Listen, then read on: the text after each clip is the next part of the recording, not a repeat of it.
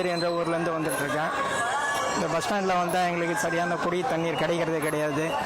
இதுக்காக அரசாங்கம் ஏதாவது இங்கே ஏற்பாடு பண்ணணும். முதல்ல ஏற்கனவே 2 டேங்க் கட்டியிருக்காங்க.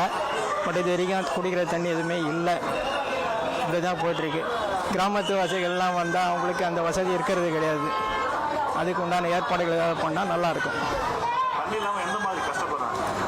தண்ணி குடிக்கிறதுக்கு தண்ணி கிடையாது. மெயின் காசு கொடுத்து வாங்க வேண்டியதாகுது. காசு கொடுத்து வாங்குறதும் அது எல்லாமே சாஃப்ட் வாட்டர் தான். 0 ppm வாட்டர். அது சாப்பிட்டா பிரயோஜனமே கிடையாது. அது இன்னும் அந்த ஜனங்களுக்கே புரியல. எல்லாம் என்னென்னா பாட்டில் தண்ணி பாக்கெட் தண்ணின்னு குடிக்கிறாங்களே தவிர அந்த தண்ணியில் ஒரு இது கிடையாது. அவங்களுக்கு தேவையான மினரல்ஸும் கிடையாது, ஒன்றுமே கிடையாது. சாதாரண தண்ணியே உங்களுக்கு நல்லபடியாக கொடுத்தாங்கன்னா நல்லாயிருக்கும். அப்துல் ஜலீல். இல்லைண்ணா, இவ்வளோ நேரமாக நிற்கிறோம், 1 மணி நேரமாக நிற்கிறோம். குடிக்கிறதுக்கு தண்ணி இல்லாமல் தான் ரொம்ப கஷ்டமாக இருக்குது. இவ்வளோ ஜனம் இருக்குது, 1000 பேருக்கு மேலவே இருக்காங்க.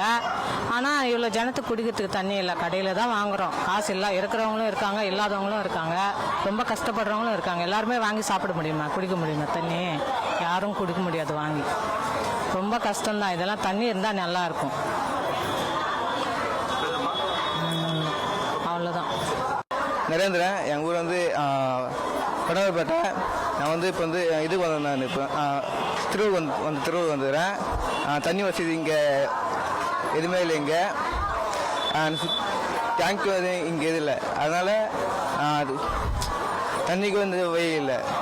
நம்ம தண்ணி வாங்கணுமான காசு கொடுத்து வாங்கணும். இங்கே 1 லிட்டருக்கு 20 ரூபாய் இருக்குது. அதனால் இங்கே வர ஏழை மக்கள் ரொம்ப கஷ்டப்படுறாங்க. இங்கே ஒரிஜினலு இங்கே ஒரு டேங்க்கு வைக்க வேணும். அதனால் கோரிக்கை. நரேந்திரனா.